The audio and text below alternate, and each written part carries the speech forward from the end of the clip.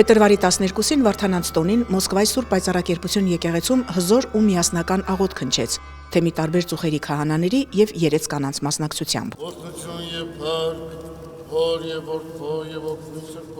Նրանք Մոսկվային ժամանել Սրբո Ձղևոնդյանց եւ Վարդանանց տոները միասին նշելու, Վեհափար Հայրապետին անվանակոչության առիթով շնորհավորելու եւ իրենց հավատարմության ուխտը առ Մայրաթոր Սուրբ Էջմիածինը վերահաստատելու։ Թեմակալ առաջնորդ Տեր Եզրաս arczepiskopos Ներսիսյանի հանդիսապետությամբ կատարվեց հայրապետական մաղթանք։ Եզրաս Սրբազանը շնորհավորելով հոգևորականներին նշեց, որ Սուրբ Ղևոնդյանց եւ Վարդանանց հիշատակի տոնախմբումը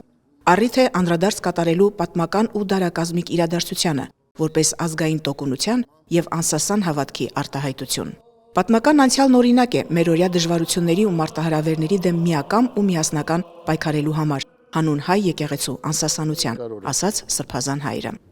Թող Աստված մեզ օգնական լինի, պահապան լինի, որ չունենանք նոր ավարայրներ հանուն հավատքի, հանուն հայրենիքի,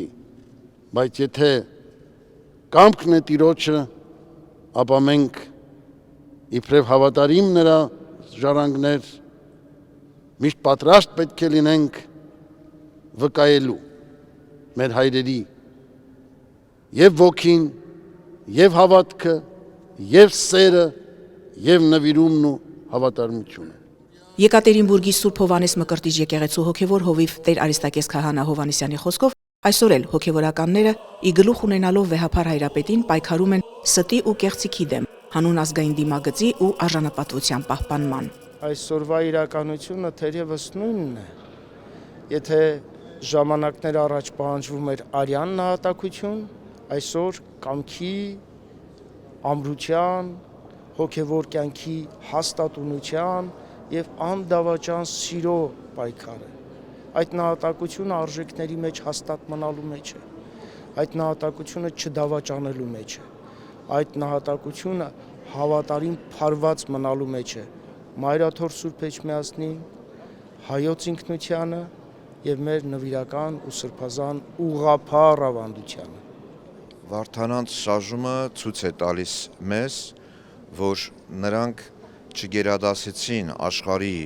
ուժերի հպատակվել իրենց հարմարավետության համար։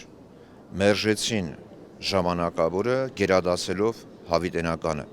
Եվ սա կրկնվող եւ շարունակվող պատերազմ է։ Մենք եւս պիտի քաջ գիտակցություն ունենանք, որ այս կարճը շատ կարճ է։ Մեկ ակնթարթ է, ինչպես Իրաքի իմաստունն է ասում, մեկ կաթիլի օվկիանոսի համեմատ։ Իմաստուն գտնվենք, մենք էլ գերադասենք պատվախնդրությունը,